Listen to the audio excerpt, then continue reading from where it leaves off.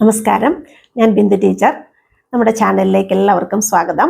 High school higher secondary ക്ലാസ്സുകളിലെ മലയാള പാഠഭാഗങ്ങളുടെ വിശദീകരണങ്ങളും ചോദ്യോത്തരങ്ങളുമാണ് നമ്മുടെ ചാനലിൽ ഉൾപ്പെടുത്തിയിരിക്കുന്നത്.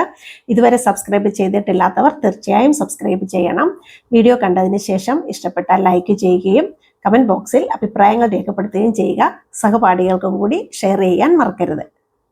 10ാം ക്ലാസ്സിൻ്റെ കേരള പാഠാവലിയിലെ 3ാമത്തെ യൂണിറ്റായ വിസ്തൃത ലോകവിധാനത്തിൽ എന്ന യൂണിറ്റിലെ ആദ്യത്തെ പാഠമായ മണ്ണും മനുഷ്യനും എന്ന പാഠഭാഗത്തിൻ്റെ പഠന പ്രവർത്തനങ്ങളിലേക്കാണ് നമ്മൾ ഇന്ന് കടക്കുന്നത്.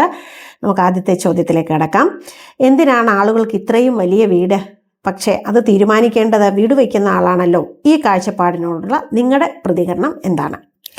നമുക്ക് ഈ കഥയിൽ റിട്ടയർമെൻറ്റിന് ശേഷം നമ്മുടെ കഥാനായകൻ നഗരത്തിൻ്റെ ശബ്ദമോ ബഹളമോ ഒന്നുമില്ലാത്ത പ്രശാന്ത സുന്ദരമായ ഒരു സ്ഥലത്ത് താമസം ആരംഭിക്കുന്നു. ആദ്യം അദ്ദേഹം മാത്രമേ ഉണ്ടായിരുന്നുള്ളൂ എങ്കിലും പിന്നീട് പലരും ചുറ്റുവട്ടത്ത് താമസം ആരംഭിച്ചു. ആ കൂട്ടത്തിൽ ഒരു മണിമാളിക കൂടെ പണി കഴിപ്പിക്കുന്നുണ്ട്. അവിടെ ഒരു ധനാഢ്യനാണ് താമസിക്കുന്നത്.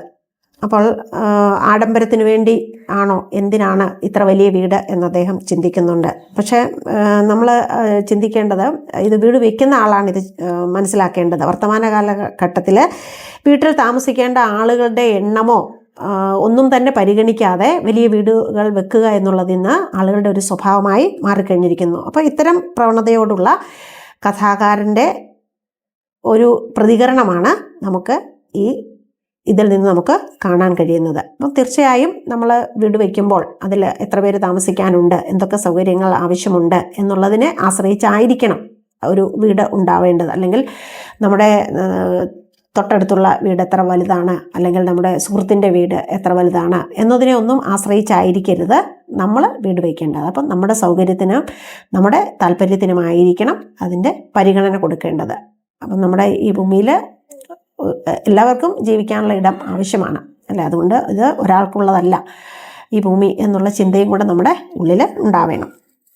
അടുത്ത ചോദ്യം. മറയാൻ പോകുന്ന സൂര്യൻ വൃക്ഷത്തലപ്പുകളിൽ മഞ്ഞയും ചുവപ്പുമൊക്കെ വാരി വിതറുന്നതും നോക്കി ഞാനിരുന്നു. അന്തിവെളിച്ചം പൂർണ്ണമായും മറയാൻ പോവുകയായിരുന്നു. കഥയുടെ തുടക്കത്തിൽ കാണുന്ന ഈ വാക്യങ്ങളിൽ കഥാന്ത്യത്തെക്കുറിച്ചുള്ള സൂചനകളുണ്ടോ? അഭിപ്രായം സമർത്ഥിക്കുക എന്നാണ് ആവശ്യപ്പെട്ടിരിക്കുന്നത്. അപ്പോൾ നമ്മുടെ തുടക്കത്തിൽ ഇങ്ങനെ കഥയുടെ അവസാനത്തെ സൂചിപ്പിക്കുന്ന തരത്തിൽ കഥയുടെ ആരംഭം, അതിലെ വാചകങ്ങൾ ഉപയോഗിക്കുക എന്നുള്ളത് നമ്മുടെ സാഹിത്യ കൃതികളിലൊക്കെ പലപ്പോഴും നമുക്ക് കാണാൻ കഴിയുന്ന ഒരു കാര്യം തന്നെയാണ്.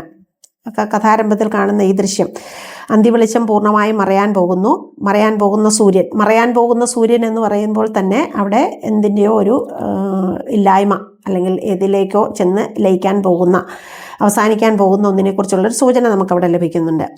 അന്തിവെളിച്ചം പൂർണ്ണമായും മറയാൻ പോകുന്നു എന്നും കൂടെ അവിടെ സൂചിപ്പിച്ചിട്ടുണ്ട്. അപ്പോൾ ഈ കഥാരംഭത്തിൽ കാണുന്ന ഈ രണ്ട് ദൃശ്യങ്ങളും ഈ തരത്തിൽ നമുക്ക് വായിച്ചെടുക്കാവുന്നതാണ്. മറയാൻ പോകുന്ന സൂര്യൻ വൃക്ഷത്തലപ്പുകളിൽ മഞ്ഞയും ചുവപ്പുമൊക്കെ വാരി വിതർന്നത് തീർച്ചയായും ആ ഒരു മനോഹാരിത തന്നെയാണ് സൂചിപ്പിക്കുന്നതിൻ്റെ സൗന്ദര്യം തന്നെയാണ് സൂചിപ്പിക്കുന്നത്. എങ്കിലും അവിടെ മറ്റൊരു കാര്യവും കൂടെ മറഞ്ഞിരിക്കുന്നുണ്ട്. അന്തിവെളിച്ചം പൂർണ്ണമായും മറയാൻ പോകുന്നു എന്നൊരു സൂചന. അപ്പോൾ ജീവിതത്തിൻ്റെ ആ വെളിച്ചമില്ലാതാകാൻ പോകുന്നു. അപ്പം നമ്മുടെ ജീവിതത്തിലെ, നമ്മുടെ കഥയിൽ പരിചയപ്പെടുന്ന നമ്മളുടെ കഥാപാത്രമായി വരുന്ന ആ ധനാഢ്യൻ്റെ ജീവിതം ഏതാണ്ട് വളരെ ഒരു അസ്തമയത്തിൻ്റെ അവസ്ഥയിലേക്ക്, അല്ലെങ്കിൽ കത്തി ജ്വലിച്ചുകൊണ്ടിരുന്ന അവസ്ഥയിൽ നിന്ന് വളരെ താഴേക്ക് പോകുന്ന ഒരവസ്ഥയിലേക്ക് എത്തിച്ചേരുന്നു. വളരെ സന്തോഷകരമായ ഒരു വാർദ്ധക്യകാല ജീവിതം സ്വപ്നം കണ്ട വ്യക്തിക്ക് ഒന്നുമില്ലാത്ത ഒരവസ്ഥയിലേക്ക്, അനാഥനാകുന്ന ഒരവസ്ഥയിലേക്ക് അദ്ദേഹം മാറുന്ന ഒരവസ്ഥയാണ് നമുക്ക് കഥാന്ത്യത്തിൽ കാണാൻ കഴിയുന്നത്. അപ്പോൾ ഈ അനാഥത്വം തീർച്ചയായിട്ടും നമുക്ക് ഈ തുടക്കത്തിൽ സൂചിപ്പിക്കുന്ന ആ അന്തിവെളിച്ചം പൂർണ്ണമായും അറിയാൻ പോകുന്നു എന്നുള്ള വാക്യത്തിൽ നിന്ന് തന്നെ നമുക്ക് ഊഹിച്ചെടുക്കാൻ സാധിക്കുന്നതാണ്. അപ്പോൾ അയാളുടെ ആ ദുഃഖം, ആ നായകനിൽ അല്ലെങ്കിൽ ആ കഥാപാത്രത്തിലുണ്ടായ ദുഃഖത്തെയൊക്കെ നമുക്ക് ഈ തുടക്കത്തിൽ വരുന്ന വാക്കുകൾ സൂചിപ്പിക്കുന്നുണ്ട്. എവിടെ നോക്കിയാലും ഒരു തരി മണ്ണ് പോലും കാണാൻ കഴിയില്ല, പല നിറങ്ങളിലുള്ള ടൈൽസ് മാത്രം. ഇലകളും പൂക്കളും ഒക്കെ കൊഴിഞ്ഞ് ഈ സ്ഥലം മുഴുവൻ വൃത്തികേടാകുന്നു. എന്നാൽ പിന്നെ ആ മരം അടിവേര് തന്നെ വെട്ടിയിടാമായിരുന്നില്ലേ?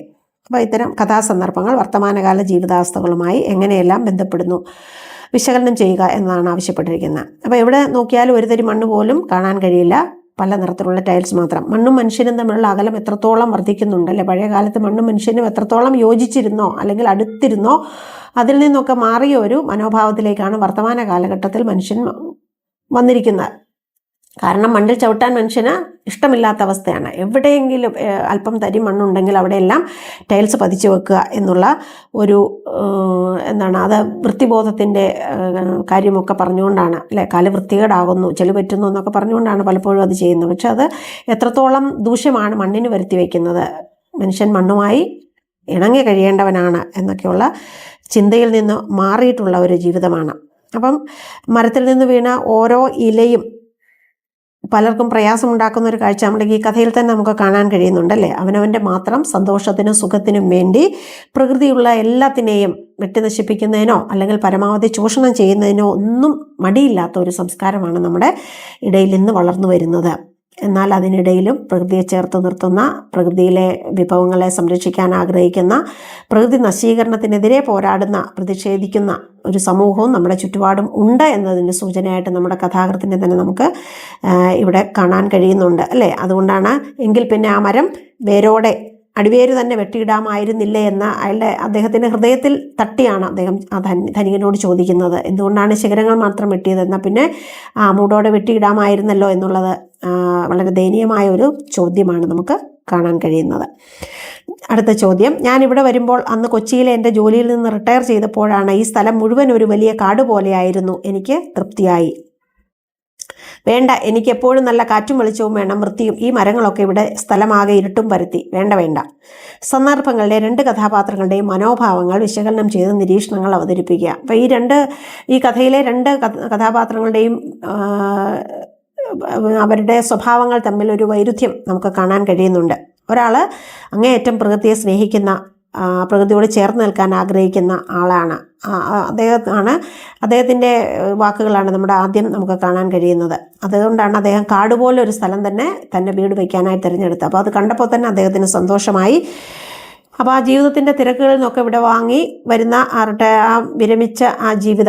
വിരമിക്കൽ ജീവിതം വളരെ സന്തോഷകരമായി, സമാധാനപരമായി, പ്രകൃതിയോട് ഇണങ്ങി കാട്ടിൽ തന്നെ അല്ലെങ്കിൽ ഒരു കാട് പോലെയുള്ള പ്രദേശത്ത് ജീവിക്കാനാണ് അദ്ദേഹം ഇഷ്ടപ്പെട്ടിരുന്നത്. എന്നാൽ വീടിനടുത്ത് വന്ന് താമസിക്കാൻ, അദ്ദേഹത്തിൻ്റെ വീടിനടുത്ത് വലിയ ഒരു മണിമാളിക വെച്ച വ്യക്തി ഇഷ്ടപ്പെട്ടത് എല്ലാം വെട്ടിനിരത്തിക്കൊണ്ട്, എല്ലാം വെട്ടി നശിപ്പിച്ചുകൊണ്ട്, എല്ലാ മരങ്ങളെയും വെട്ടി നശിപ്പിച്ചുകൊണ്ട്. അദ്ദേഹം അതിന് പറയുന്ന കാരണം എന്താണ്? മരങ്ങളൊക്കെ വൃത്തികേടാക്കുന്നുണ്ട് എന്നാണ് പറയുന്നത്. അപ്പം എനിക്ക് നല്ല കാറ്റും വെളിച്ചവും വേണം, വൃത്തിയും വേണം. മരങ്ങളൊക്കെ ഈ സ്ഥലമാകെ ഇരുട്ടും പരത്തി. വേണ്ട. അപ്പം ഈ മരങ്ങളൊക്കെ വൃത്തികേടാണ്, അതിൻ്റെ ഇലകളൊക്കെ കൊഴിഞ്ഞു പോകുന്നത് വൃത്തികേടായിട്ട് മാറുന്നു, അത് കാലിലൊക്കെ അഴുക്ക് പറ്റുന്നു എന്നൊക്കെയാണ് അദ്ദേഹം പറയുന്നത്. അപ്പം മരങ്ങളില്ലാത്ത, എപ്പോഴും വെളിച്ചവും കാറ്റും ഒക്കെ കിട്ടുന്ന ഒരിടത്ത് ജീവിക്കാനാണ് അദ്ദേഹം ആഗ്രഹിക്കുന്നത്. അപ്പോൾ ആ മരങ്ങളൊക്കെ ഇരുട്ട് പരത്തുന്നു എന്നൊരു ചിന്തയാണ് അല്ലേ? ഈ മരങ്ങളൊക്കെ ഉണ്ടെങ്കിലേ തണലും കാറ്റും ഒക്കെ ഉള്ളൂ എന്ന് മനസ്സിലാക്കാൻ പോലും അദ്ദേഹം ശ്രമിക്കുന്നില്ല. മരത്തിൻ്റെ സ്വാഭാവികമായ പ്രകൃതങ്ങൾ അദ്ദേഹത്തിന് അറിയില്ല. അപ്പോൾ പ്രകൃതിയോടുള്ള മനുഷ്യരുടെ വിഭിന്നങ്ങളായ സമീപനങ്ങളെയാണ് അല്ലെങ്കിൽ പ്രകൃതിയോടുള്ള പ്രതികരണമാണ് നമുക്ക് ഈ രണ്ട് ഭാഗത്തു നിന്നും, രണ്ട് സന്ദർഭങ്ങളിൽ നിന്നും കാണാൻ കഴിയുന്നത്. അടുത്ത ചോദ്യം, പ്രമേയം, ആഖ്യാന രീതി, ഭാഷ എന്നിവ പരിഗണിച്ച് മണ്ണും മനുഷ്യനും എന്ന കഥയ്ക്കൊരു നിരൂപണം തയ്യാറാക്കാനാണ് ആവശ്യപ്പെട്ടിരിക്കുന്നത്. നമുക്ക് ഈ കഥയെക്കുറിച്ച് പറയുമ്പോൾ മണ്ണും മനുഷ്യനും ചേർന്ന് നിൽക്കേണ്ടതിൻ്റെ ആവശ്യകതയാണ് നമുക്ക് തുടക്കം മുതൽ അന്ത്യം വരെ നമ്മളെ ഈ കഥ ഓർമ്മപ്പെടുത്തുന്നത്. അപ്പം ആ മണ്ണിനെ മാറ്റി നിർത്തിക്കൊണ്ടുള്ള, അല്ലെ പ്രകൃതിയെ മാറ്റി നിർത്തിക്കൊണ്ടുള്ള ജീവിതം നമുക്ക് ഒരു തരത്തിലും നമുക്ക് ആത്യന്തികമായി ഉപകാരപ്പെടില്ല എന്ന ഒരു സന്ദേശവും കൂടിയാണ് ടി പത്മനാഭൻ്റെ മണ്ണും മനുഷ്യനും എന്ന കഥ നമുക്ക് നൽകുന്നത്. നഗരജീവിതത്തിൻ്റെ തിരക്കുകൾക്കിടയിൽ നിന്ന് റിട്ടയർമെൻറ്റ് ജീവിതം സ്വസ്ഥമായിട്ട് ഒരു കാടുപോലെ ഒരു ഇടം കണ്ടപ്പോൾ തന്നെ അദ്ദേഹം വളരെ സന്തോഷവാനായി. കാടുപോലെയുള്ള ഒരിടത്ത് ജീവിക്കാനാണ് അദ്ദേഹം കഥാനായകൻ ആഗ്രഹിക്കുന്നത്. അതിൻ്റെ തൊട്ടടുത്താണ് ഒരു മണിമാളിക പടുത്തുയർത്തുന്ന മനുഷ്യൻ്റെ കഥ അല്ലെങ്കിൽ അദ്ദേഹത്തിൻ്റെ ജീവിതം നമ്മൾ കാണുന്നത്. അപ്പോൾ ആ ഒരു മനോഭാവത്തിലൂടെയും കൂടെയാണ് ഈ കഥ വളർന്ന് വികസിക്കുന്നത്. വായനക്കാരന് ഓരോ ഘട്ടത്തിലും ആകാംക്ഷ നിലനിർത്തിക്കൊണ്ട് തന്നെ കഥയെ മുന്നോട്ട് കൊണ്ടുപോകാനായിട്ട് വളരെ നല്ല ഒരു പ്രമേയം തിരഞ്ഞെടുത്തുകൊണ്ട് വളരെ നമ്മുടെ ഹൃദയത്തിൽ തട്ടുന്ന വിധം വളരെ ഭംഗിയായി ആവിഷ്കരിക്കാനും നമ്മുടെ കഥാകൃത്തിന് സാധിച്ചിട്ടുണ്ട്. അപ്പം അദ്ദേഹം ചിന്തിക്കുന്നുണ്ട്, മണിമാളിക പണിത് ഉയരുന്നത് കാണുമ്പോൾ എന്തിനാണ് ആളുകൾക്ക് ഇത്ര വലിയ വീട് എന്നൊരു ചോദ്യം അദ്ദേഹം ഉയർത്തുന്നുണ്ട്. അപ്പോൾ എന്താണ് ആ ഒരു ചോദ്യം അദ്ദേഹത്തിൻ്റെ ഉള്ളിൽ മാത്രമല്ല, നമ്മുടെ എല്ലാം ഉള്ളിലേക്ക് ആ കഥാനായകൻ അല്ലെങ്കിൽ ആ കഥാകൃത്ത് നമ്മുടെ ഉള്ളിലേക്കൊക്കെ ആ ചോദ്യം എറിഞ്ഞുകൊണ്ടാണ് മുന്നോട്ട് പോകുന്നത്, അല്ലേ? നമ്മളാണ് തീരുമാനിക്കേണ്ടത്, അല്ലെങ്കിൽ വീട് വയ്ക്കുന്ന ആളാണ് ആ വീടിൻ്റെ വലിപ്പം നിശ്ചയിക്കേണ്ടത്. അപ്പോൾ അയാളുടെ ആ വലിയ വീട് വയ്ക്കുന്ന ആളുടെ മനോഭാവം കൂടി നമ്മൾ അതിനെ കഥയിലൂടെ നമുക്ക് കാണാൻ കഴിയുന്നുണ്ട്. അത്തരത്തിലുള്ളൊരു ആഖ്യാന രീതിയാണ്. എന്തുകൊണ്ടാണ് അദ്ദേഹം അത്ര വലിയ വീട് വെച്ചത്, എന്തായിരുന്നു അദ്ദേഹത്തിൻ്റെ സ്വപ്നം എന്നൊക്കെ അദ്ദേഹം പിന്നീട് പറയുന്നുണ്ട്. അത്തരത്തിലുള്ളൊരു വളരെ മനോഹരമായ കഥയുടെ ഒരു വളരെ ഭംഗിയായിട്ട് ആ കഥ പറഞ്ഞു പോകാനായിട്ട് അദ്ദേഹത്തിന് സാധിച്ചിട്ടുണ്ട്. നമുക്കെല്ലാം ആകാംക്ഷ ഉണർത്തുന്ന രീതിയിലുള്ളൊരു ആഖ്യാന രീതി അദ്ദേഹം ഉപയോഗിച്ചിട്ടുണ്ട്. മരങ്ങൾ വെട്ടിനിരത്തി മുറ്റത്ത് ടൈലും മാർബിളും പതിച്ച് മണ്ണിൽ നിന്ന് അകന്നു നിൽക്കുന്ന ഒരു ചിന്തയുണ്ടല്ലോ, ആ ധനാഢ്യൻ്റെ ചിന്ത, അത് നമ്മുടെ പൊതുവായ ഒരു ചിന്തയാണ് എന്നൊരു ഓർമ്മപ്പെടുത്തലും കൂടെ കഥാകൃത്ത് നമുക്ക് തരുന്നുണ്ട്, അല്ലേ?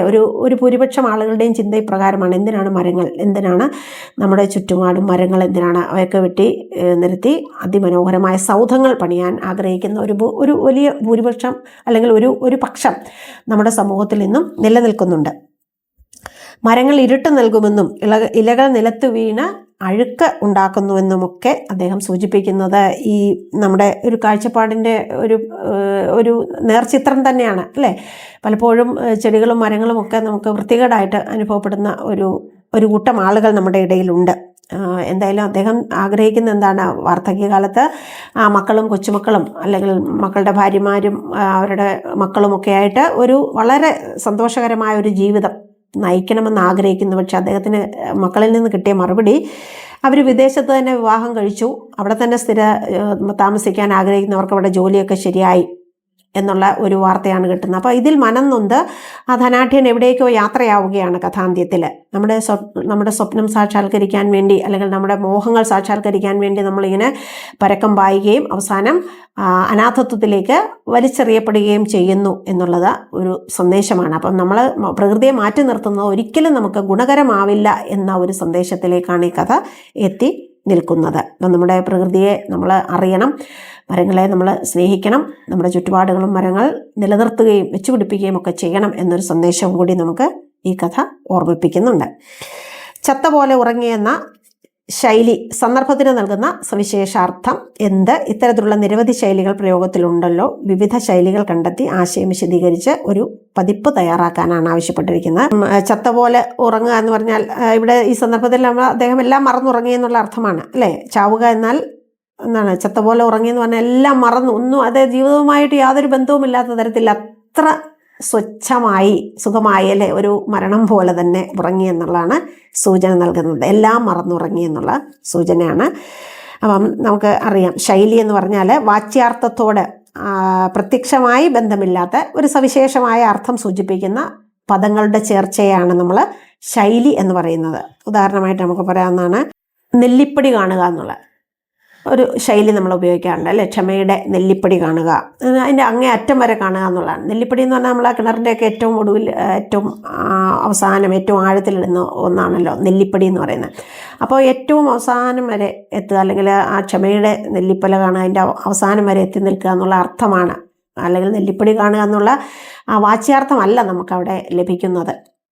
അതുപോലെ തന്നെ ചെമ്പു തെളിയുക എന്ന് പറഞ്ഞാൽ, അല്ലേ? കാപട്യം പുറത്താവുന്നതിനാണ് ചെമ്പു തെളിയുക എന്ന് പറയുന്നത്. അപ്പോൾ രണ്ട് പദങ്ങൾ കൂടി ചേർന്നിട്ട് ഒരു സവിശേഷമായ അർത്ഥം രൂപപ്പെടുന്നതിനാണ് നമുക്ക് ഈ ശൈലി എന്ന് നമ്മൾ പറയുന്നത്. അപ്പോൾ ഇത്തരം ധാരാളം ശൈലികൾ നമ്മുടെ ഭാഷയിലുണ്ട്. ഇവ കണ്ടെത്തുകയും അത് ഒരു പതിപ്പാക്കി നിങ്ങൾ സൂക്ഷിക്കുകയും ചെയ്യുക എന്നുള്ളതാണ് ഇവിടെ ആവശ്യപ്പെട്ടിരിക്കുന്നത്. അടുത്ത ചോദ്യം, എത്ര തവണ ആ നല്ല മരത്തെയും അതിലെ പൂക്കളെയും നോക്കി ഞാൻ ഇവിടെ നിന്നിട്ടില്ല? ഇതാണ് ഈ വാക്യത്തിലെ നിന്നിട്ടില്ല എന്ന പ്രയോഗത്തിൻ്റെ സവിശേഷത ചർച്ച ചെയ്യുക എന്നാണ് പറഞ്ഞിരിക്കുന്നത്. അപ്പം നമുക്കറിയാം, വാക്യത്തിന് വിധി എന്നും നിഷേധമെന്നും രണ്ട് തരം വാക്യമാണുള്ളത്.